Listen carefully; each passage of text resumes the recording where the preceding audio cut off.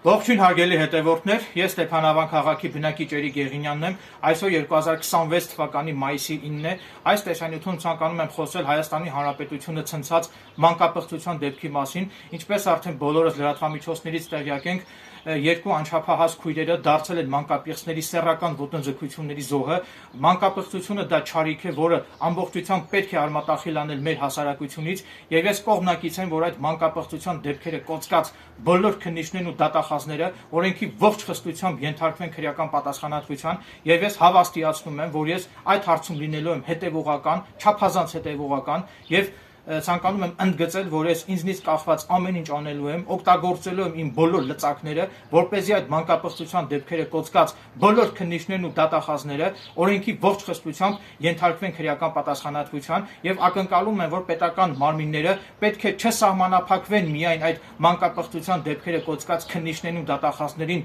աշխատանքից վռնդելով, այսինքն իրենց զբաղեցրած պաշտոններից վռնդելով պետք է չսահմանափակվեն եւ պետք է քրեական պատասխանատվության ենթարկվեն այդ մանկապղծության դեպքերը կոծկած քննիչներն ու դատախազները եւ եւս մեկ անգամ հավաստիացնում եմ, որ ես այդ հարցում լինելու եմ չափազանց հետեւողական հանուն արդարության։ Նաեւ ցանկանում եմ նշել, որ դժբախտաբար մանկապղծության դեպք տարիներ առաջ եղել է նաեւ Լոռու մարզում, մասնավորապես Ալավերդի եւ Վանաձոր քաղաքներում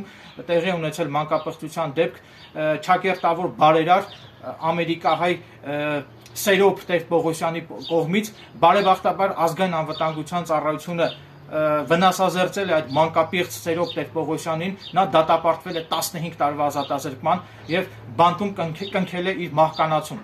Նաեւ ուստի ցանկանում եմ նշել, որ կոնկրետ այս ներկայումս տեղի ունեցած այդ անչափահաս քույրերի նկատմամբ կատարված մանկապղծությունը դա արդեն ազգային անվտանգության ծառայության կողմից բացահայտման ենթակա հարցեր են, ուստի ակնկալում եմ, որ եւ հիմա ազգային անվտանգության ծառայությանը կոչ եմ անում եւ նաեւ պահանջում եմ, որպես Հայաստանի Հանրապետության քաղաքացի, պահանջում եմ ազգային անվտանգության ծառայությունից անհապաղ ձերբակալեք մանկապղծության դեպքերը կոծկած այդ Արարատի մարզի այդ վեդի քննիչներին ու դատախազներին։ Նման քննիչներ եւ նման դատախազները հեղինակազրկում են ամբողջ դատաիրավական համակարգը եւ նման քննիչներն ու դատախազները պետք է օրենքի ողջ խստությամբ ենթարկվեն քրեական պատասխանատվության, որպեսզի սա դաս լինի բոլոր քննիչներին եւ դատախազներին, որպեսզի այսուհետեւ բոլոր քննիչներն ու դատախազները առաջնորդվեն միմիայն օրենքով, այլ ոչ թե կոծկեն մանկապղծության դեպքերը։ Նաեւ ցանկանում եմ նաեւ հետեւյալ հանգամանքների մասին խոսել, եթե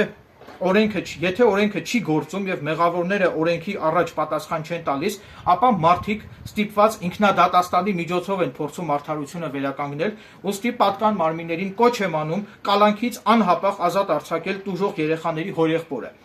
Էրիկ Եղինյանից պատրաստակամություն եմ հայտնում երեխաների ընտանիքին անվճար աջակցել իրենց խախտված իրավունքների պաշտպանության հարցով մարդու իրավունքների եվրոպական դատարան բողոք ներկայացնելու հարցում, նաև ցանկանում եմ հանրությանը իրազեկել, որ խոցելի եւ մտավոր հետամնաց տուժողի իրավունքները պաշտպանելու վերաբերյալ գոյություն ունի հատուկ ընթացակարգ, մասնավորապես խոցելի եւ մտավոր հետամնաց տուժողների իրավունքները պաշտպանելու վերաբերյալ Վճռաբեկ դատանի քրեական պալատը ունի նախադեպային որոշում կայացրած Արթուր Հակոբյանի գործով, գործի համարն է SD2 0006 1116, ուստի գտնում եմ, որ տվյալ դեպքում Վճռաբեկ դատանի կողմից իմ կողմից վկայակոչված նախադեպային որոշման պարտահայտված իրավական դիրքորոշումները կիրառելի են սույն գործով, այսինքն սույն մանկապղծության գործով քրեական գործի փաստական հանգամանքների նկատմամբ, ուստի ակնկալում եմ, որ պատկան մարմիններն ականջալուր կլինեն իմ այս տեսանյութում իմ կողմից արծարծվող ողջամիտ դիտարկումներին եւ ակնկալում եմ, որ կալանքից անհապաղ ազատ կարձակվի այդ անչափահաս քույրերի հորեղբայրը, ով տեսնելով, որ չկա օրենք, չկա արդարություն, տեսնելով, որ իր զարմուհիների նկատմամբ սեռական ոտնձգություն կատարած այդ մանկապիղծները չեն ենթարկվում պատասխանատվության, վերջինս Հայաստանի Հանրապետությունում գոյություն չունեցող թերի աշխատող այդ դատաիրավական համակարգի անգործության արդյունքում որոշել է դիմել ինքնադատաստանի, բնականաբար ես բռնությունը չեմ խրախուսում, կողմնակից եմ, որ բոլոր հարցերը լուծվեն օրենքով սահմանված կարգով, օրենքի ճանապարհով, սակայն եթե մարդը տեսնում է, որ օրենքը չի գործում, տեսնում է, որ իր զարմուհիների նկատմամբ սեռական ոտնձգություն կատարած այդ մանկապիղծները ազատության մեջ են գտնվում, ուստի մարդը ճարահայծել դիմել է ինքնադատաստանի, ուստի գտնում է, որ այդ հանգամանքներով պայմանավորված պետությունը պետք է դրսևորի գթասրտություն եւ գտնում է, որ այդ անչափահաս քույրերի հորեղբայրը պետք է անհապաղ ազատ արձակվի կալանքից։ Եվս մեկ անգամ վերահաստատում եմ իմ պատրաստակամությունը, որ անհրաժեշտության դեպքում ես պատրաստակամ եմ լրիվ անվճար տուժող երեխաների իրավունքների պաշտպանության նպատակով պետության դեմ, այսինքն Հայաստանի Հանրապետության դեմ պատրաստակամ եմ գանգատ ներկայացնել Մարդու իրավունքների եվրոպական դատարան։ Բնականաբար ես տեղյակ եմ, որ տուժող երեխաները ունեն փաստաբաններ, սակայն քանի որ եվրոպական դատարան գանգատ ներկայացնելը ինքը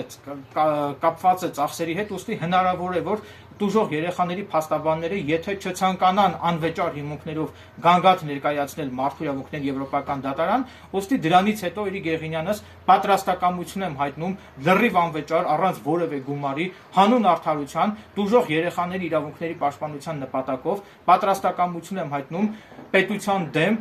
գանգատ ներկայացնել Մարդու իրավունքների եվրոպական դատարան։ Այսքանն է ուզում իմ հետևորդների հետ կիսվել,